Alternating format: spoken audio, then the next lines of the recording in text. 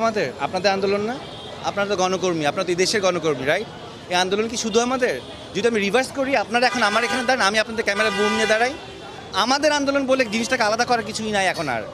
এখন যে কোনো একটা গোষ্ঠী ছাড়া সমগ্র জাতির একটা, আপনি জিজ্ঞেস করেন ইন্ডিভিজুয়ালি, যদি সম্ভব হয় জিজ্ঞেস করেন, কেউ চায় না এই গভর্নমেন্ট কেয়ার, কেউ চায় না। আপনি আপনার বাচ্চাকে রেখে বাইরে যাবেন, সেই নিরাপদ নয়। আপনি এই ঢাকা শহরে খেলার মাঠ নেই, বাচ্চারা ছাদে যেতে পারতেছে না, কেন পারতেছে না? হেলিকপ্টার দিয়ে গুলি করা হয়েছে। মিথ্যাইটা কয়টা সত্যকে আপনারা আড়াল করবেন? আপনারা চেয়ারে বসে বসে বলতেছেন ওরা ড্রাগস, ওদেরকে ড্রাগস দেওয়া হয়েছিল, এই জন্য ওদের কোনো সেন্স ছিল না।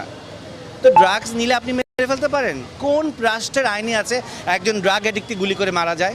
পারেন? বাংলাদেশে তো অনেকেই গোপনে গোপনে ড্রাগস নেয়, ধরে ধরে মেরে ফেলেন। এগুলো স্থূল কথা বলা বন্ধ করেন। আপনাদের নির্লজ্জ লাগা, আপনারা নির্লজ্জ। আপনাদেরকে আসলে কোন কথা বললে আপনাদের লজ্জা হবে আমি জানি না।